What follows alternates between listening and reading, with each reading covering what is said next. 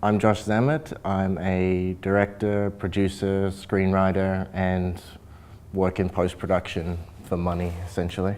I started in film when I left school, when I was 16, and I went straight to TAFE.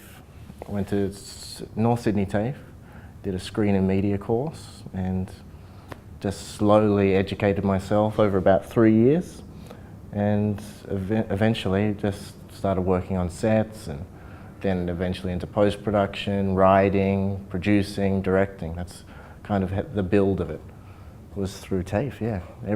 I learned everything from TAFE and met most of the people I still work with today from TAFE when I was like 17 years old. The whole thing was practical, and there wasn't this enormous pressure to be successful. It was just like, let's make some stuff and make friends.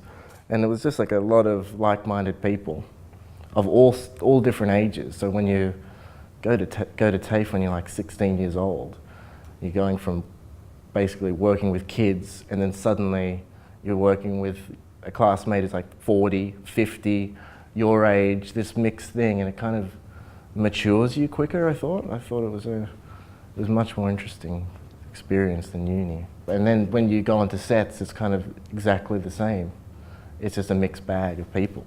So it's more humbling as well, I think, when you go into that scenario, rather than when you're competing with everyone your same age. When you're young, you kind of just want to destroy all these people that are kind of like you, because you can see yourself in them.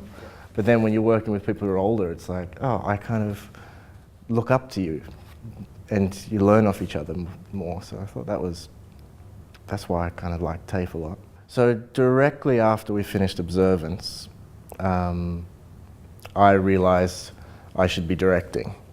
And I was like, why have I just produced this film and I don't have a film I've directed?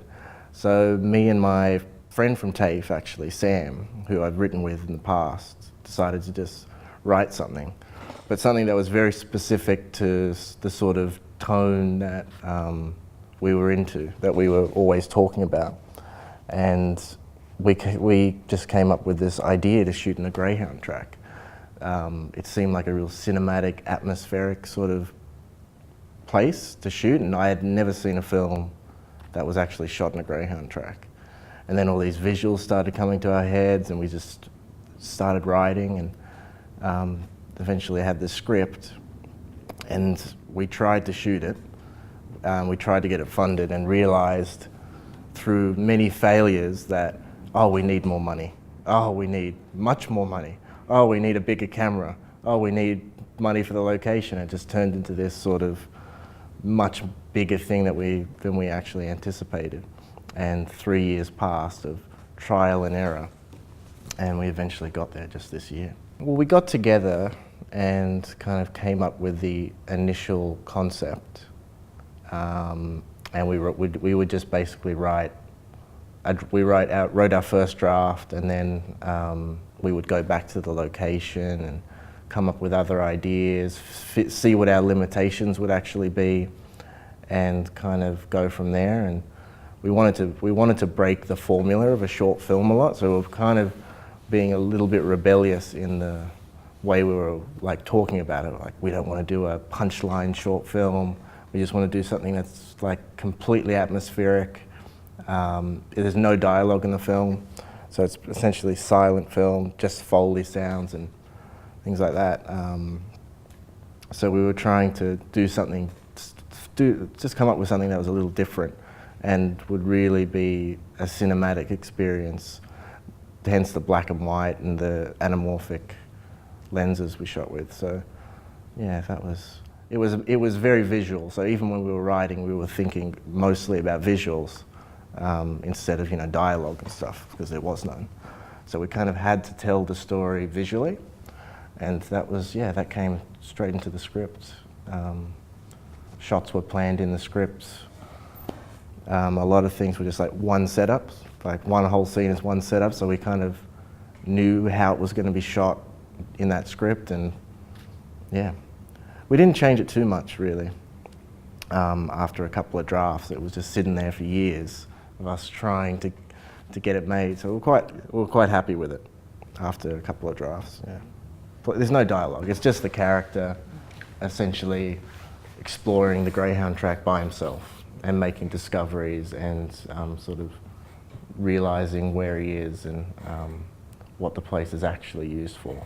So there's like some mystery in there, but completely told just through one character's perspective, sort of with an objective eye rather than a subjective sort of point of view. So yeah, hence the anamorphic wide lenses and everything, just capturing this environment, this foreign environment. For me, it's easier to write with no dialogue. Like I just naturally write like that because I guess I like solitude and kind of I'm a loner. So the perspective I see stories in, just initially, is of someone who's alone and experiencing everything in their head. So I gravitate straight towards that. And usually the challenge of when I'm writing is, okay, God, we need to put some dialogue in this. So to just completely throw that out the window and go with visuals and stay with this lonely character was actually quite easy. Like, you know, everyone tells a film how they kind of see the world. So, like I was saying, I'm usually quite a bit of a loner. So I see the world in this different perspective. So I usually go with characters that are loners or because I can be uncomfortable sometimes in life. Usually those characters don't feel so well, or they're trying to figure things out about life. So yeah, I guess I don't use specific stories in my life, but I use that sort of mood generally with the characters. And Sam is the same, so when we talk about characters, usually there's no clash. They're that one guy or girl. It was just an intuitive thing, you know. We went there, we had the idea, I've never seen a film in a Greyhound track, and saw a few. When I actually saw it before we wrote anything, actually sat through some races, and there was just this really interesting mood in the air, like a dark, sad mood as well, even with people there. Even it not being abandoned, there was something just very bizarre and surreal about it. And just seeing all these passionate people racing dogs was such a kind of absurd notion. So coming off that, all these ideas came, and that's what intrigued me. But to be honest, the political side of it was never in there. That was something that came later, by accident completely. So we just wanted to, you know, use the location, and then suddenly this whole political thing happens with greyhound racing being banned, and I kind of wasn't on either side at the start. I didn't really, you know, it wasn't something I thought about too much. And strangely, what the film is about sort of started to happen in real life. And, you know, suddenly these greyhound tracks actually could have been abandoned in a couple of months before we shot. So it was like, oh God, we might have some abandoned greyhound tracks actually to shoot in now. Yeah. But then the whole thing changed. And when we first came up with the idea to do it at a greyhound track, one of the main reasons was will be really easy, because we went to one that we loved and they were so happy to have us. They were happy to have us for free. We could do whatever we wanted. So we're like, sweet, we've got this. After that whole time, us trying to get money, managers changed, the industry changed, this political thing happened, and it became more and more difficult. And then we ended up having to pay for specific things. You know, we weren't allowed to do specific things, you know, with the rabbit and all these sort of very sensitive words they use for things, when, you know, we kind of just had to be very careful, and they were very careful as well, which made sense considering they were being shut down by the government, so they didn't want any controversy. So we had to be very careful, and there was a time where we went to shoot, and just a couple of days before we were going to shoot, they cancelled on us, just out of panic of like not knowing enough information about what we were doing, this last minute panic, so essentially because of the ban. all the media coverage and stuff. And like, okay, suddenly there's going to be 30 people here all night for like 4 days straight, and they got nervous and dropped out. Well, we had we kept having these minor delays happening every like 6 months, which ended up setting us back years, because, you know, one person can't do it. Someone, like, we'd have a production designer would get a job. That happened twice. Carl got a job or something, and he was away on a feature, and we have to wait like 6 months till he's back. Harry, the actor, might get a job. He got a few plays, so he's unavailable. He's getting haircuts. All this sort of stuff is happening. So it's like we plan for this one batch of shooting, and one thing goes wrong just at that last minute. The whole thing's finished, and you have to start all over again. So and because it's a short film, we're not paying people full rates, or most people are volunteers. So to get them to agree to this one day is such a big deal, and then if that's off, they've got plans. We have to wait, and we did, and it was tough, but we just had to, you know, be very patient. That was really the biggest challenge, was patience. It did drive me a bit crazy because, you know, you're ready, you've got the shot list there. I did it like 6 months ago. I just want to shoot the damn thing. I know how to do it, just let us do it. But it doesn't work like that. We didn't actually get to shoot. We would always get to the period where we were about to shoot, and then we wouldn't. But then we got to the point where we had shot one weekend, so 2 days, 2 nights, and then the next weekend was the Greyhound track, and they dropped out on us that last minute. So we had shots like 2 days of the film, and then we had to wait 3 months to shoot the rest of it. And within that 3 months, Harry got a haircut, and people became unavailable. This whole thing ended up costing us more money to, you know, hire different people because gaffers were unavailable in 3 months, so we had to find someone else, negotiate rates, this whole sort of thing. And then there's also just running overtime, and running a little bit overtime, and then having to pay like everyone $300 more a night. And in the end, it kind of, it all did go smoothly on the day. It turns out being one of those things where what you anticipated to be really hard is actually the easiest thing, and just for some reason it's all working. And then just like when you're shooting in a room with no issues, suddenly the lights break, the electricity goes off, the smoke machine doesn't work, someone's dropped something, and time goes out the window. It's just, we just had that sort of luck. But it worked out in the end. So we worked for years on this together. Storyboarding, doing shot lists, and just talking about it, pulling references, paintings, photos, talking about like lenses and things, and watching a lot of black and white films, and just Carl taught me a lot about shooting anamorphic as well, which is something I wasn't very familiar with, and just going through all that was quite good. Now he is brilliant. It was really it was a strange dynamic actually on the set. It was more me and Carl with the team. Like we were really close together the whole time, almost as much as I was talking with Harry. I'm there next to Carl the whole time, and we're fighting and screaming at each other. So it was quite a. I love that.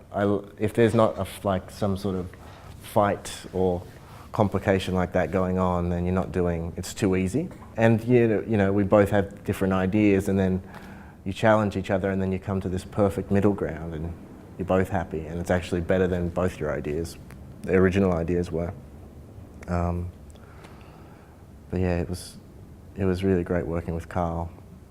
We've been talking about working together for years, and this was kind of like the one thing we were really happy to do and excited to do, rather. And then when we actually did it, it was quite we were quite pleased. Yeah, I was worried that it was going to be, because you plan for months, you plan for years, and then suddenly you got 10 minutes to shoot the scene. And it's just like, what is the meaning of this? How can I actually do this now with 10 minutes? There was times where I was blocking scenes that were shot in one take in like 30 seconds. And I had been thinking about them for years. And I'm just like, did I screw this up? Did I just, because you're under such an enormous pressure, you don't even remember what you said to the actor, you don't even know what's going on. You're kind of just working straight off intuition and instinct. And you just hope that you're in tune enough to get it right when you're working like that. You have to be just very obsessed. You read the script over and over again, you make subtle changes. But really, it was actually quite important for me on this one to leave it alone for a while, to just step away from it. There would be stages, so you do a lot of producing work and you kind of stay focused on that. And then you know when the shoot is coming up, like a month away or so, it's time to throw, like I would essentially just be like, hands up, Sam, I'm out, I'm doing this stuff. And try and focus more on that and then re-enter the world. And to be honest, every time you do that, it changes. The ideas change, you get more ideas or you see the story differently. Because your perspective is changing constantly. And I was changing as a person. And so I felt like each time we would come to do it, I'm not just going to do exactly what I was going to do, a year ago or 6 months ago. I'm going to see what I've learned and try and apply that and make it better. So each time I would try to make it a slightly different film, or just think of it in a different way, a different angle, and see if anything comes out of that. And that's also discussions with Carl, understanding our limitations and trying to sort of have those inspire us rather than make us run away. And the last thing you want to do is try and do something that's impossible with no money or whatever. So you have to kind of go, okay, what can we do here, and be realistic. And that was something that I had to learn, because I was quite stubborn at the beginning of shooting this thing. I'm like, shooting it this way, all one takes, we're doing it, we're going to spend this much money and we have this much time, and then you realize, what the hell, that's impossible. I can be arrogant about it, but it's not going to work. Yeah. So compromise is sort of was a lesson, but we tried to not do that too much. Compromise, yeah. Okay. There was a middle ground. It had to be good. Like, we had to have a better idea. That's the only reason we'd compromise.